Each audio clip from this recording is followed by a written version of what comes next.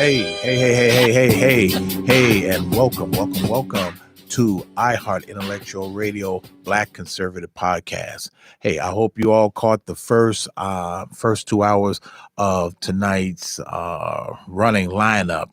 The people, oh my goodness, listen to me, with Mark Wallace and Charles Thomas, the People's Show.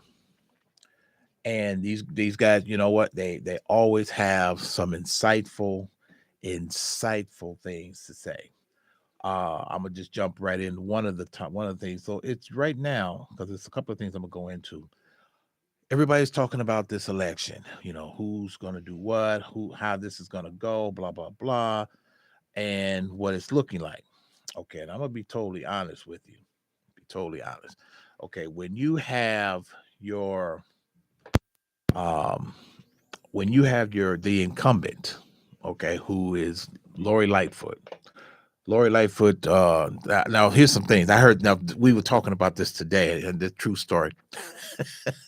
There was a couple of comments that were made, and one of the things that they tell you that they go into, or they tell you what you're not supposed to talk about at work, is you don't talk about politics and you don't talk about religion at work, because right now we're in a cancel culture, and some people are kind of sensitive or flaky.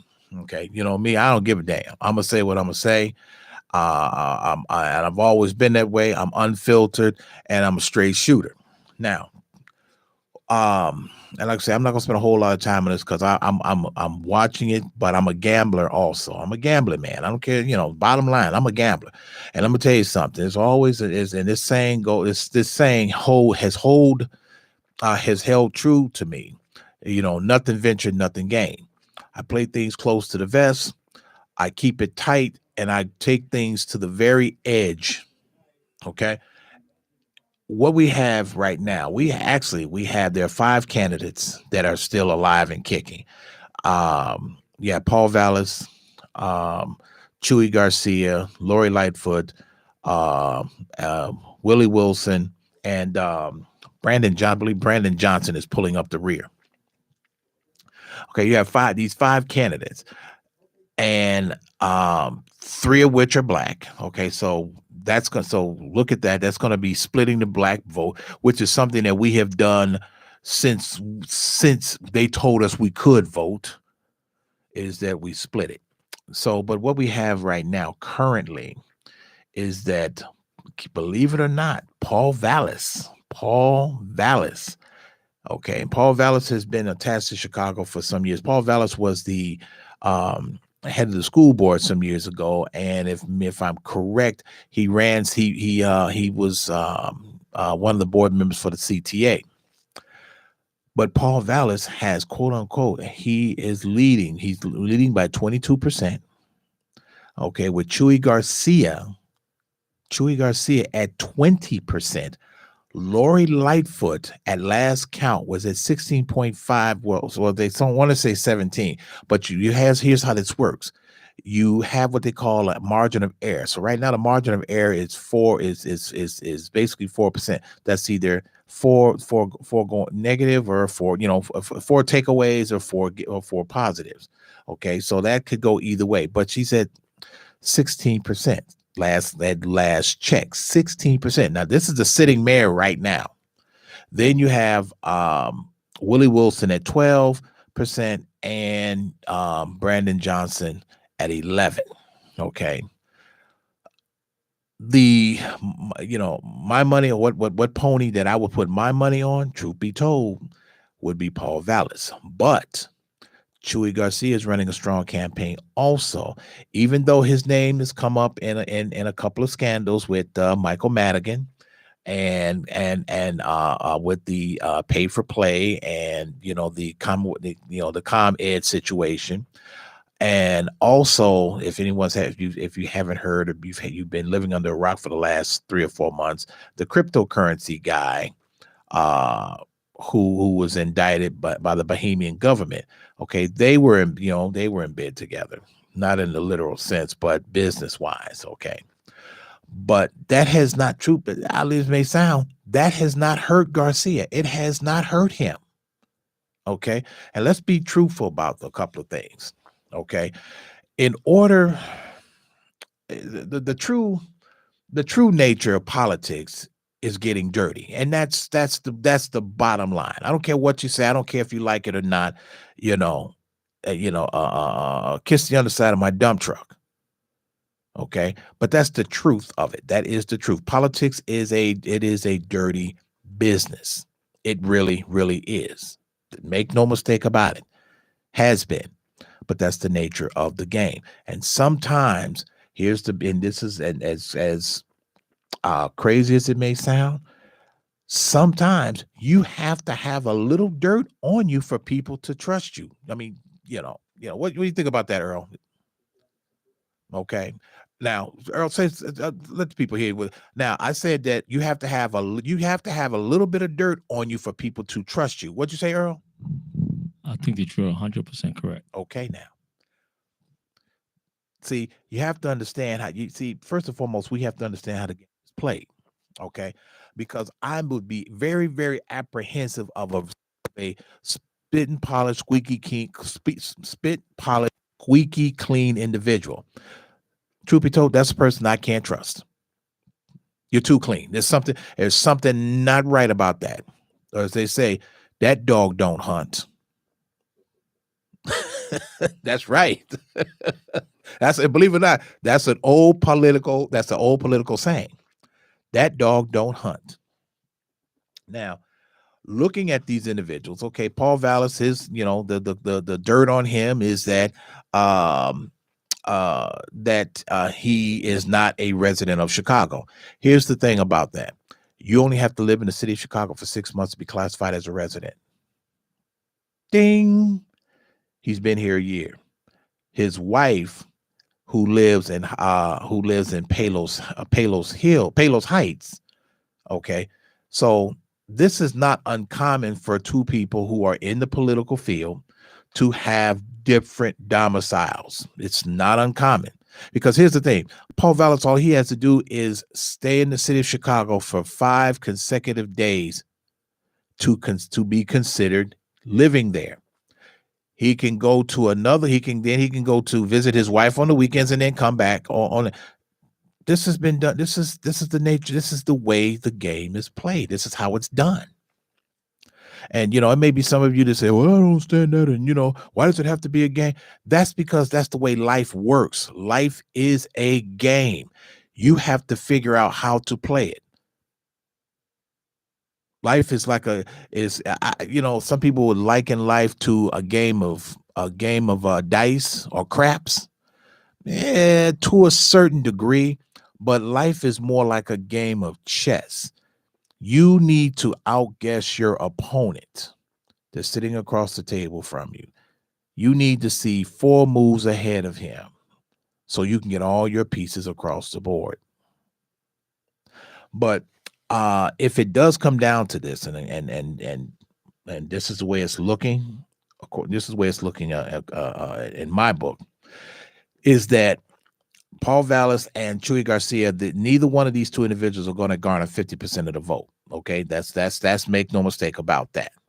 It's going to come down to a runoff between Garcia and Vallis. Make no mistake, Lori Lightfoot is out. She's out. O-U-T, out. Okay, point blank, period. And I'll tell you why. Because she's had a lot of her agenda has failed miserably. The biggest problem, the biggest thing is that and make no mistake, when Lori Lightfoot is out and Kim Foxx is not, Kim Foxx is going to be shortly. It's going to be shortly and swiftly right behind her, because the influx of crime, the influx. Make no mistake about it. Now, I've been and every now and then, and like I say, every now and then, I've been known to be wrong. Every now and then, it's not very often, and sometimes I'm wrong, and then sometimes when I am wrong, there's no one there. No one's there to see. No one's there to see it, because it's internal, or it's kept in house, which is sometimes a lot of things are the way they are to be. But this here with this merry-go-round, this circus, it's a high, it's something to behold. And I, and growing up in Chicago, I've always liked the political arena of Chicago politics. It's always exciting and fun to watch. And then you're sitting there and you're looking at like I say, I'm a betting man. I'm a gambler. And every now and then I like to see a good race. I like to see a good game. This one right here is a very good game. Okay. Some of you may not be able to see it, but we have a lot of campaign posters here in the studio. Okay. There's one for Willie Wilson. There's one for Lightfoot, Brandon Johnson. And this is going to crack you up. A distant 2% is Roderick Sawyer. Okay. Oh, okay. Okay. I was just informed that he was here today. He was at the 5 o'clock show. Okay. But the unfortunate part, now here's the thing, and I'm like I say, I'm not gonna, like I say, I'm just gonna get it all out. Okay. For those who are, for those who live in Chicago, and Roderick Sawyer, none of that, but he's also an alderman.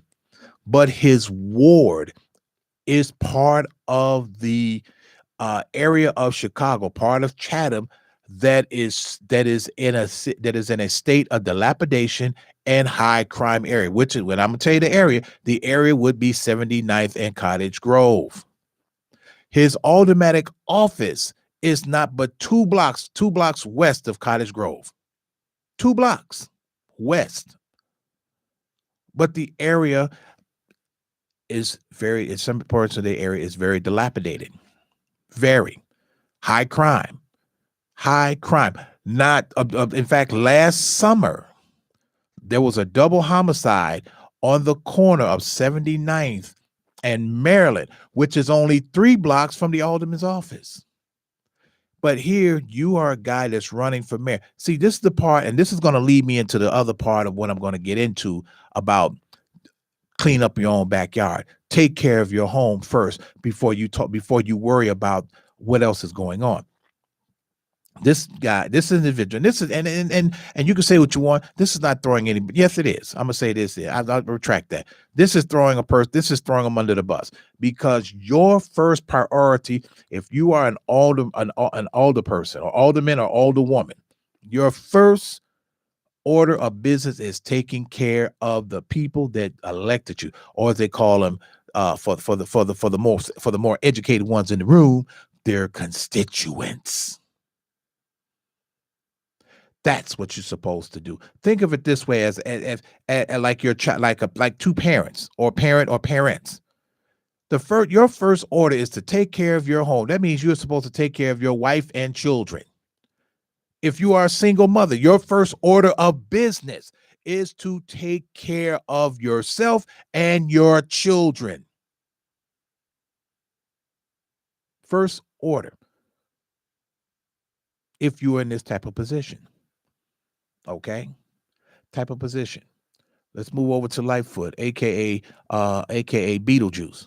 I kid you not. There is a meme out there that says that, and they took the 2 pictures, and I was just I didn't get a chance to actually download it, but it was absolutely hilarious.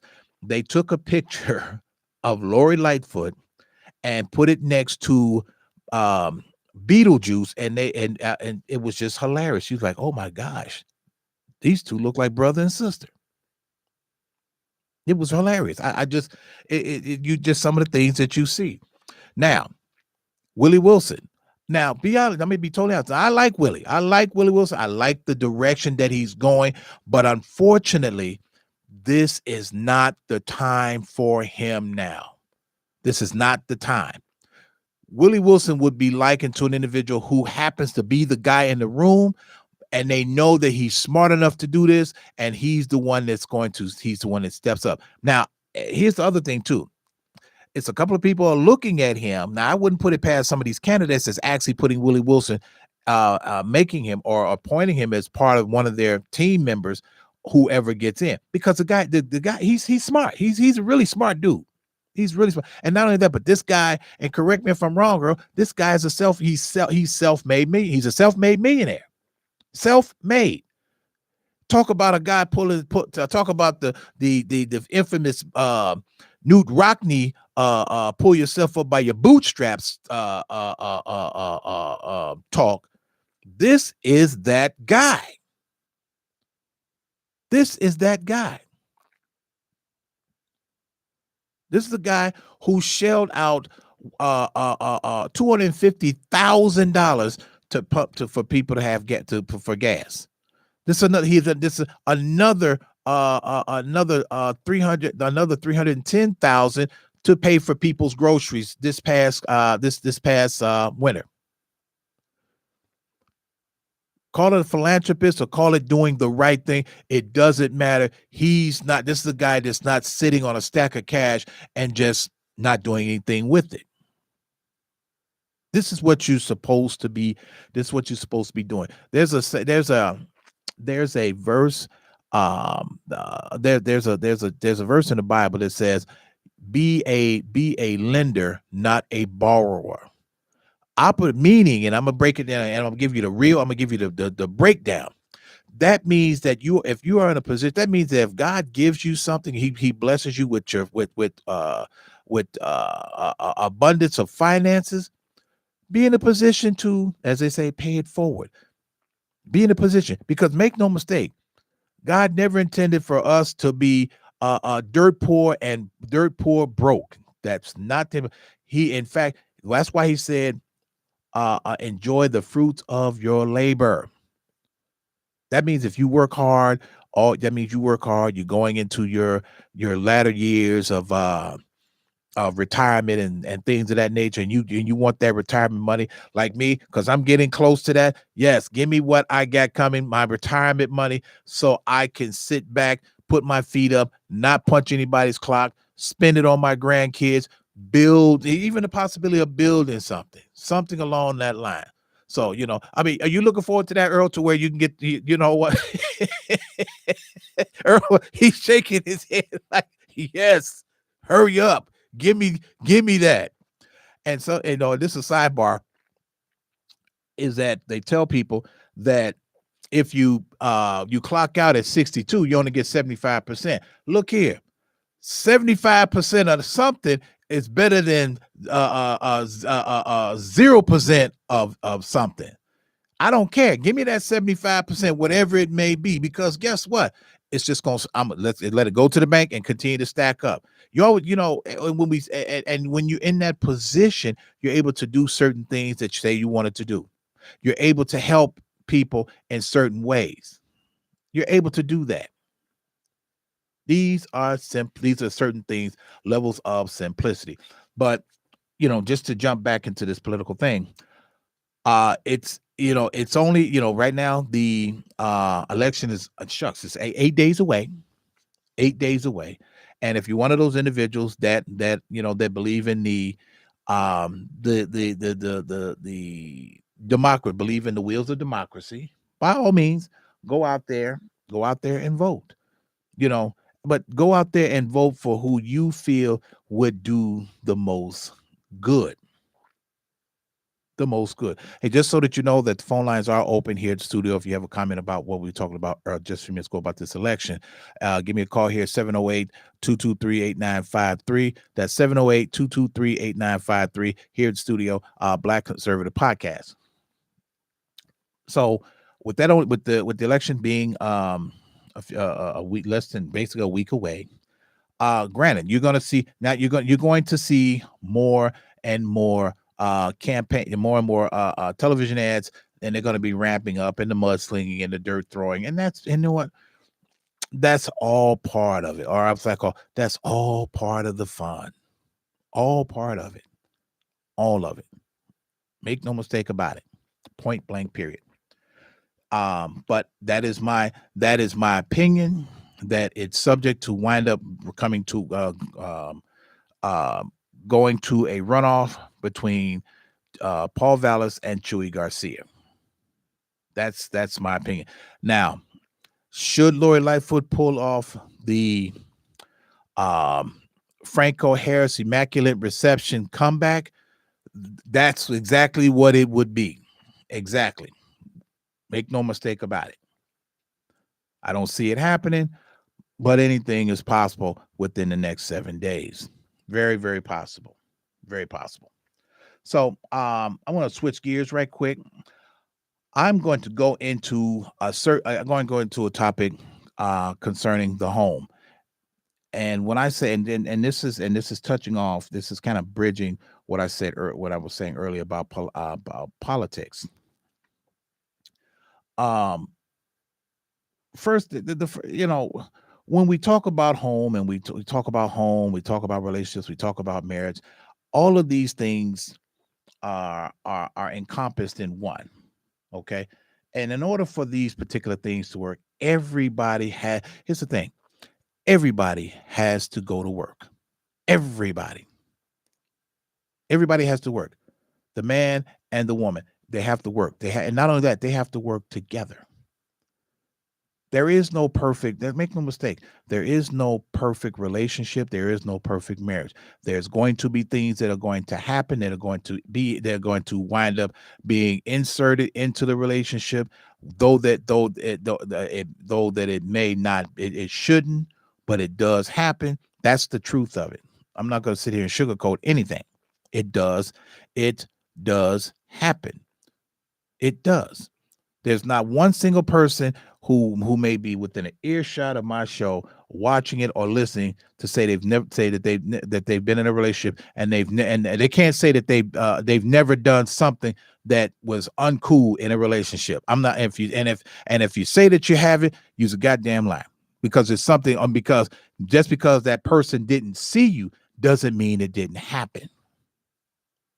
Didn't mean it didn't happen. Let's say, for the sake of argument, okay, ladies, how many times have you gone in your man's wallet while he sleep and took some money, and then then try to convince him that that's how much that he's not short, that he just miscounted his money? How many of y'all have ever done that? I'll wait, because some of you have done it. Fellas, guys, how many of you have gone into your girl's wallet or zipped away? And also, too, let me go back to this part, ladies, too, have gone in his wallet or have at the current have zipped through his phone, and vice versa. Men, how many times you gone through your lady's wallet or gone through her purse, going in her purse? She may not know, but you did it. How many times you gone through her phone? See, sometimes when you do that, you're looking for something. You see, when you do that, you're looking to hurt yourself. You're looking to hurt yourself, because there's a level of insecurity that you have within yourself. Within yourself. I'm gonna tell you. And I won't say that every woman has done that or every man has done that. I won't, that's just to be clear.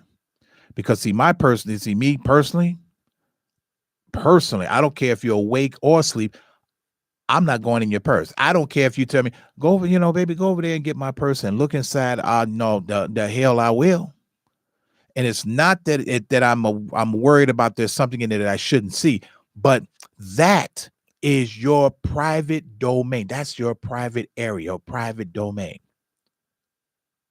That's private. That is something sacred for you. What you think about that, Earl? Okay, okay. I was saying that, do you believe that a man's wallet or his phone is sacred, as well as a woman's purse and her phone is sacred? Do you feel that you have the right to go in it or go through it? Oh, no. I'm just right. That's what I'm saying.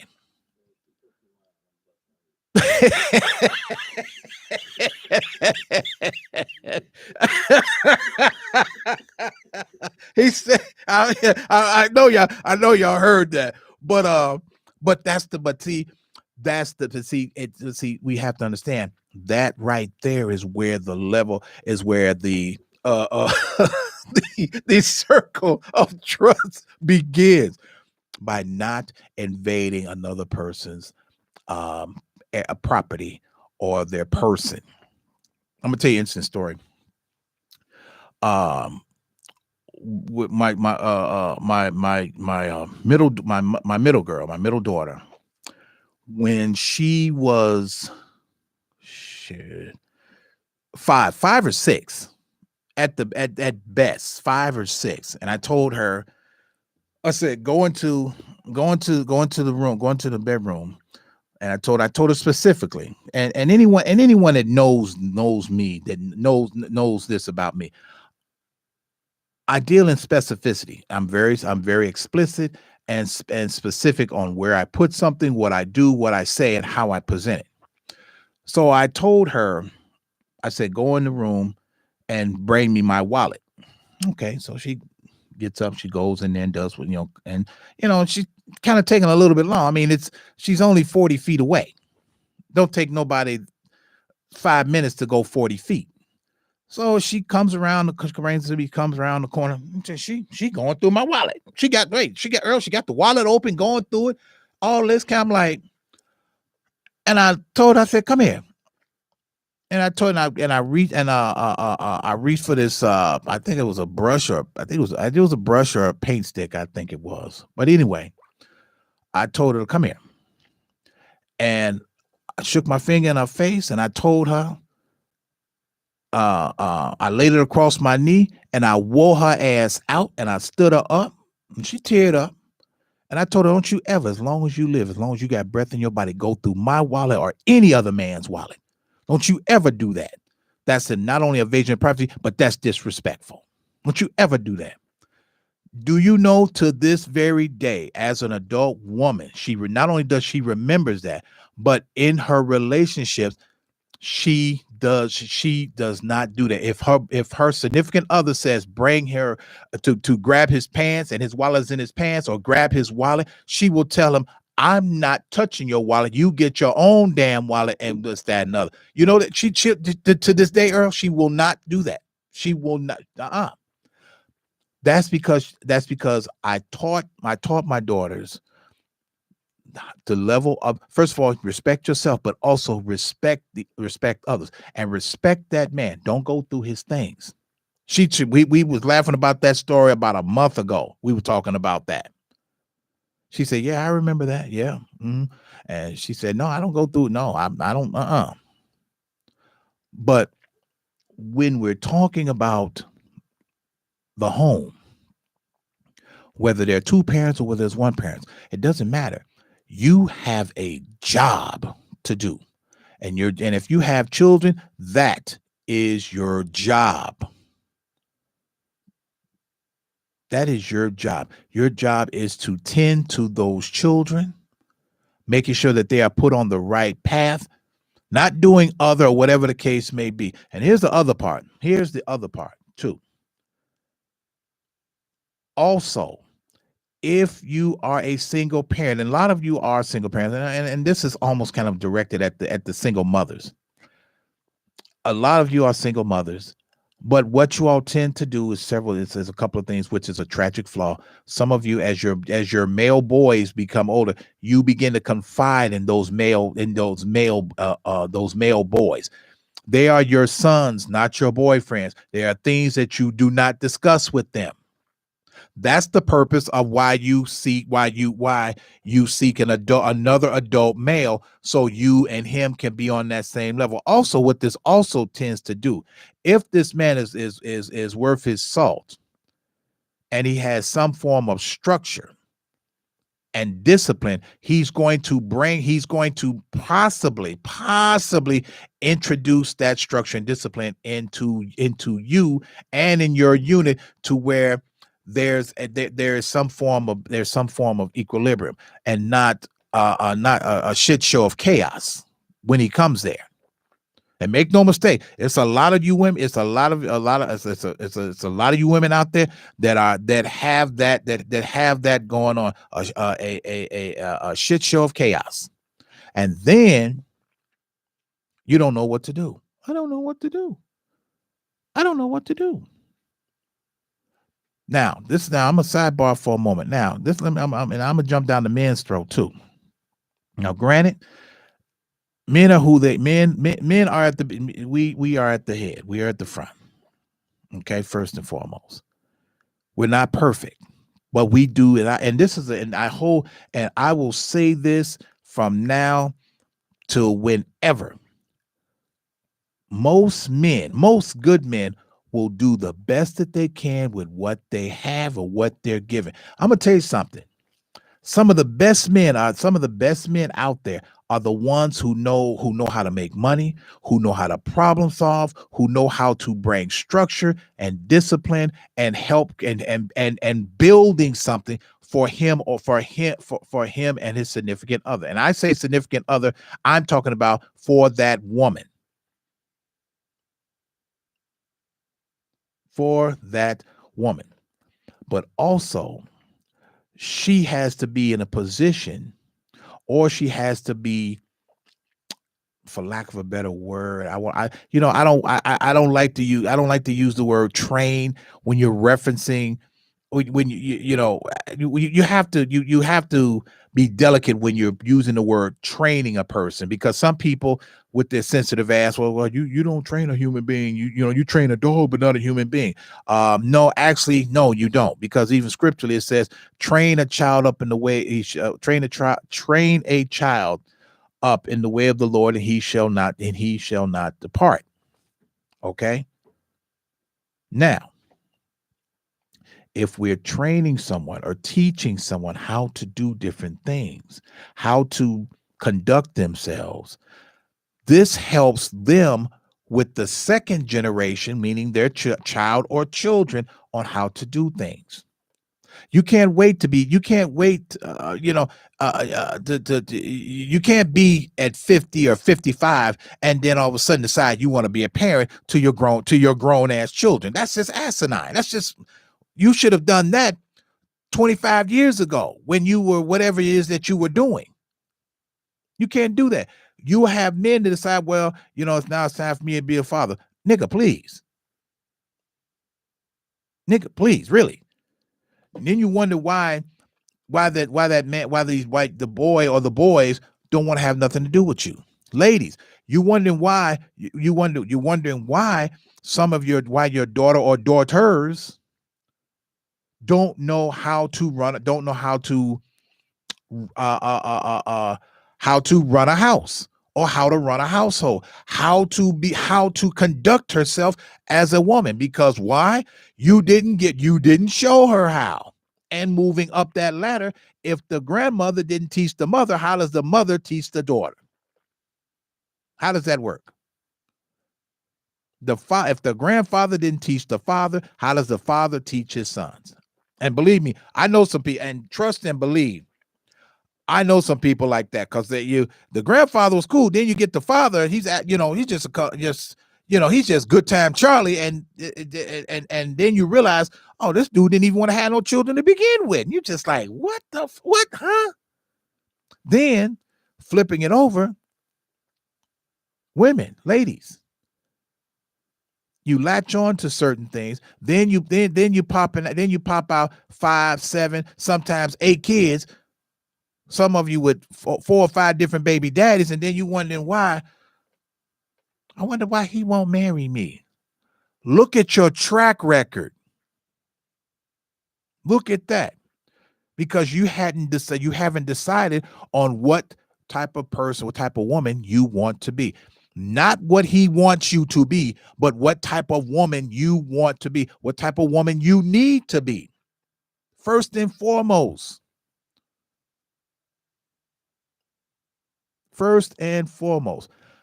I can speak from experience, because I know I can be difficult. And I think, and to a certain degree, I think most disciplined men, and this is like say, and like I say, if you had, by all means, if you have a, you got a comment, please, by all means, call the show. But most men who have a level of discipline will be considered difficult men to deal with or to live with. No, it's not that he's difficult. It's just that you don't understand discipline because you've never had it. This is the part where we have to start working within our homes. This is a prime example. Prime example. This is sidebarring. Working inside the home. How in the hell is that you don't? Okay, Super Bowl Sunday. Get this, Earl. 13-year-olds were in a stolen car, crashed and killed a 72-year-old man. 13-year-olds. Yes, 13-year-olds. Now, under the law, they had to be released to their parents, which I think actually sucks. But here's the thing. It's 2:00 in the afternoon. 2:00, 3:00 in the afternoon. You don't know where your child is. You don't know where your 13-year-old child is. But he's out there in a stolen car. Now, here's the thing. Now, they weren't even being chased by police. They were out there in somebody's car, flying down the street and crashed into an innocent man, killed him, who was on his way to a Super Bowl watch party. Yep. Yes, it is. But this goes back to where are you? Who's minding the store? Where are your children? This is the first thing. When I was, when my children came into the world, there was nothing more important to me than my children. And not only that, raising them, but at the same time, I wanted children. That's that. First and foremost, you have to be that person that's built for that. Not everybody's built for children. Not everybody should have children. That is a known fact that not everybody needs to have children because some of you are children in the mind yourselves. So it's like a child raising a child. Then you want to get to 40 or you want to get to 45, you want to get to 50 and say, now you want to be a parent when you got 4 or 5 or 7 or 8 grown ass children. It's over with. It's over. It's no raising them now because what happened, you missed out on those best. You missed out on those golden years and it's a little late now. And then some up to a point where you miss out on that, men and women, the child or children, they have no respect for you. None. They talk to you like you wanted, like when you they talk to you like you were one of those lames out there on the street or one of their buddies.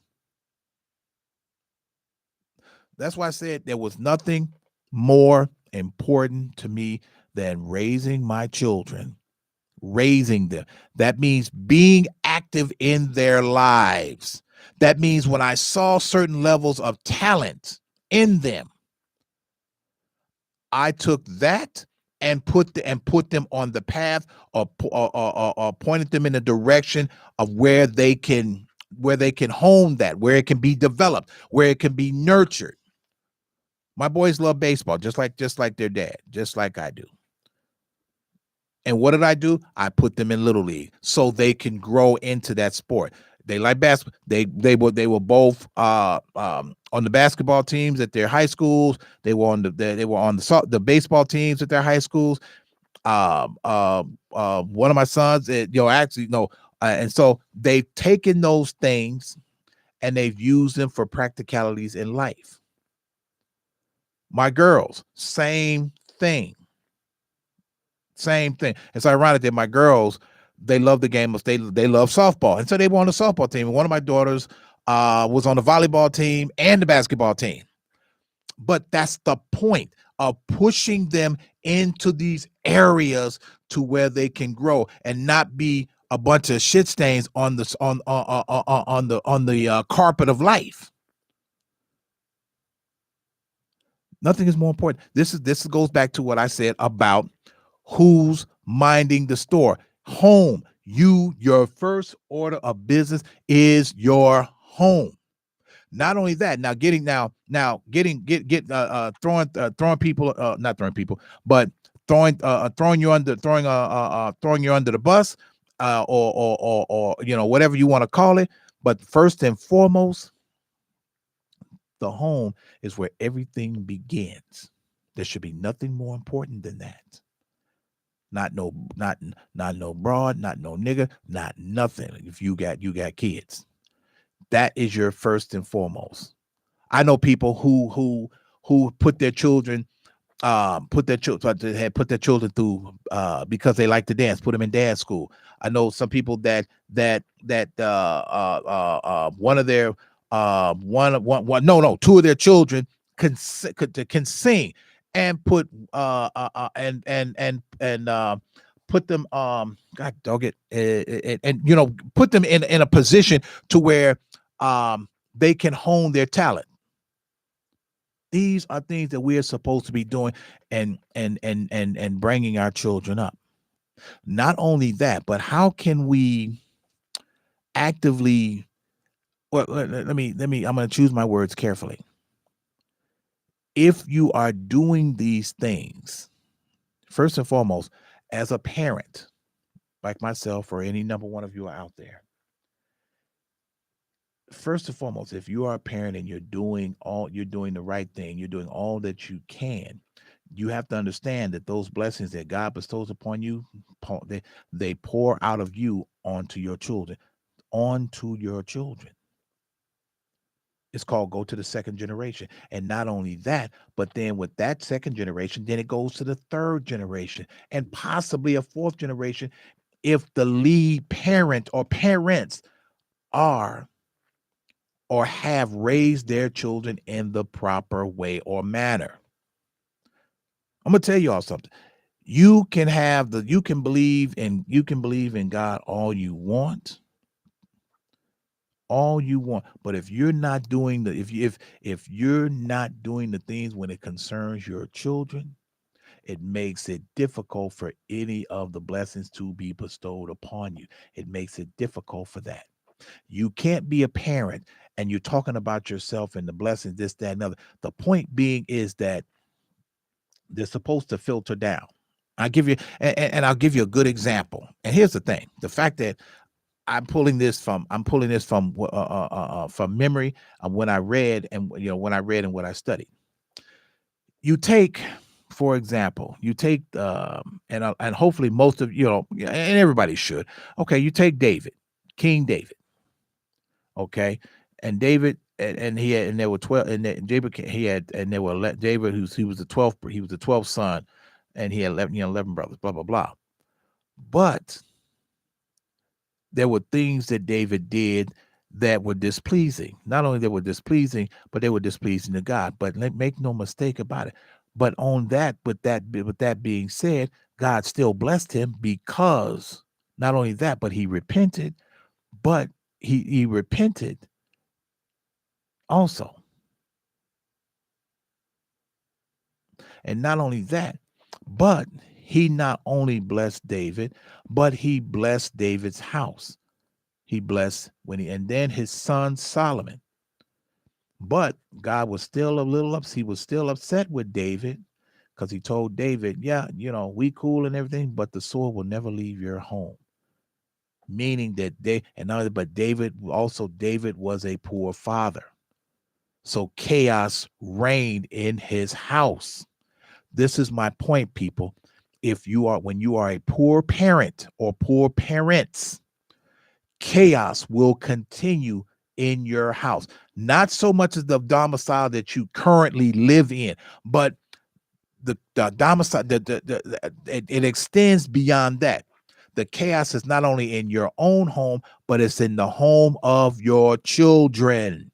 And then guess what? If that's not straightened out, then it's going to continue to that third generation of children. That is what chaos, that's what it does. When we have the ability, I know this might be a little bit much for some of you people. It might be a little bit, and it might blow your head. But we also have to understand something too. As parents, we have the ability God has given us the ability to bless our children and to curse them. He's given us that. Yes, he has. That's why it's so important as a parent that we rear our children in a manner that's not only pleasing to us, but it's pleasing to God. You see, because make no mistake, at the end of the day, when we all go to heaven, let me rephrase that. At the end of the day, when he returns, and when Jesus returns, and the ones that's going to heaven, and I do mean the ones that's going to heaven, the ones that's going to be caught up in the clouds, the ones that's going to go to the kingdom. Before that happens, God's going to have a couple of questions for you. He's going to ask you about your children. He's going to ask you, what did you do with those gifts I sent you? Operative word. What did you do with those gifts that I sent you? And make no mistake, when God sends you a child or children, those are gifts. You are the steward. You are the steward of that gift. And understand something. If you're not familiar with the word steward, it's not like the common last name of Stewart, Stewart. No, it's Steward. Steward means that you are the one in charge. You are the one that is responsible. You are the one that is held accountable. Or even better, or what they call church stewards. That means that you have a particular office or you've been delegated to handle this, or this. And when it's not done, guess what? You are held accountable. No different than we will be held accountable for our children. Anything else doesn't matter. It's what's our children. We're going to be held accountable for the things that we do, yes, but we will be also held accountable for the actions of our children. I'll give you another good example. This is out of the Bible. This is Aaron. Aaron had two sons. And Aaron can, and the Levites were in charge of the priestly of the tabernacle, the priestly garments, and everything. They were in charge of preparing the offerings and the offerings and sacrifices and things of that nature in the tabernacle. So these two dudes got decided they were gonna get some go-go juice and get stupid, and not only that, but these cats did it in their priestly priestly robes and in the sanctuary or in the tabernacle. You know what happened to these cats? The fire of God consumed them and they died before the Lord. Those were Aaron's two only sons. This is because Aaron did not have his house in order. We have to look at certain things about that. When our home is not in order, I don't care how much, what belief you have, whether you're Catholic, Protestant, Christian, Muslim, witness, Seventh-day Adventist. If your house, I don't care if your house is not in order, don't expect nothing. And not only that, but there's a point to where sometimes God will send you people to help you put your house in order or to help you put things in order. This has happened. Sending people. It doesn't matter who, but the fact of the matter is that he sent someone to assist you, to help. You chose not to. You chose the latter. You chose not to listen. You chose not to hear. You chose not to heed. Chose not to. I heard a story during the course of the day, and as we all get together, sometimes we'll talk about various things and stuff like that. And listening to one gentleman to discuss his children, and standing there, and this is typical. This is a white guy, and he's standing there trying to figure out, I just don't know what to do with this boy. I just don't know what to do with him. I'm like, what the hell you talking, man? You better lay some upside their head. To one or two things. You put a zipper in their head and send them to the hospital, and you claim they fail. That's what you do. I know that's a hard form of discipline, but the way he was describing how they run over him in his house, there's something wrong with you. And I've seen that too many times. I've heard that too many times where parents will allow their children to run over them for whatever reason. I don't say, it's almost like you're scared of them. No, long time I told my kids, I made no joke about it. And they thought I was joking. They always wondered, why is that? Why is that shovel always in the hallway? That's just a case if you decide to get out of pocket and you challenge me, that shovel's gonna go to work. And they couldn't. It was like, well, they had this puzzle look. It was work. I mean, I'm telling you, when I told them that story, it was the look on their faces were it was priceless. Like, yeah, no, very simply put, don't worry about it because you're going in the backyard. Don't worry about it. Don't worry about it because if I kill you, I'll make another one look just like you. Make no mistake about it. But what you will not do, you will not disrespect me. What you will not do, you will not disrespect your mother. What you will not do, you will not disrespect an adult. But also, as an adult, as a parent, the respect you have the respect by proxy because you are the parent. You are that parent. You're the one that's in charge. You're the one that's out front. Point blank, period. And when you stand by and you allow your children to run roughshod or to do things or to engage, and you do nothing, or you wait until it's so out of control till then now you decide to do something, it's too late. It's too late when you sit there and you try to educate your children about spirituality when they're 25, when they're 30. It's too late. Because now they're not trying to hear anything because now they've had a taste of particular things. Well, let me rephrase that. It's not so much it's too late. They're not trying to hear it at that time. Let me correct myself because it's never too late. It's just a matter that they don't want to hear it at that time. That's why it was important to where you gave this to them at the very beginning. Or if someone came along and tried to assist or help, what difference does it make on how it was done? Sometimes, whoever said that discipline was pretty? Whoever said it.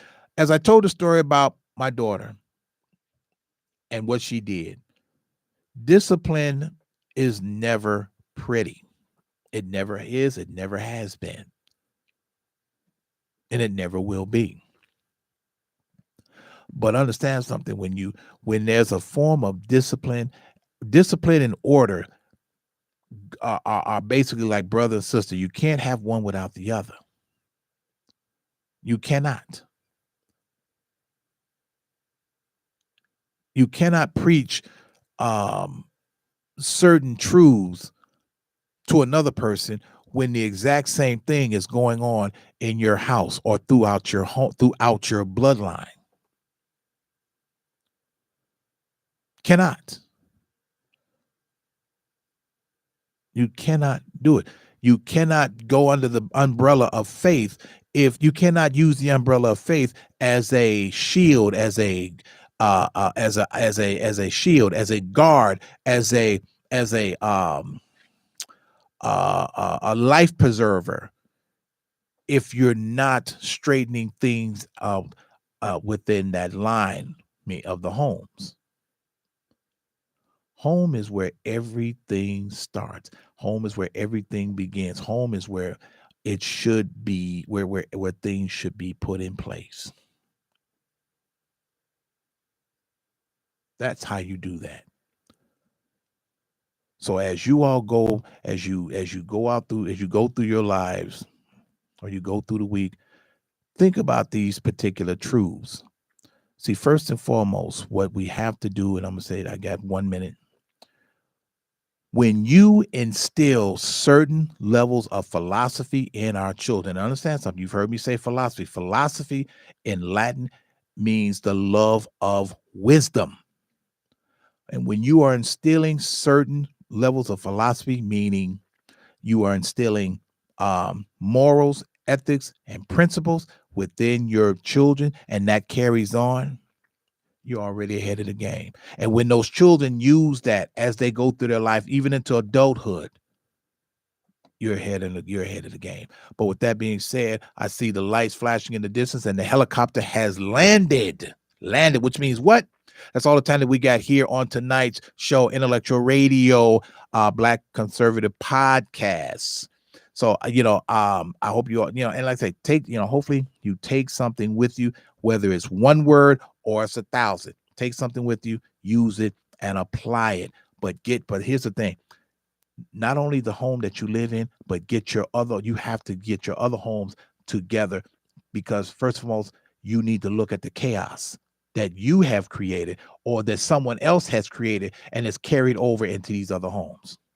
So shout out to my man, Alex. Hey, Captain Hooks, get over there. Get over to one of those 3 locations, 85th and Cottage Grove, 103rd and King Drive, and 15922 South Kedzie and Markham. Captain Hooks, great food, great everything. And with that being said, not my monkey, not my circus. Let's go. Heading to the Batmobile. Atomic batteries to power. Turbines to speed. Roger. Ready to move out.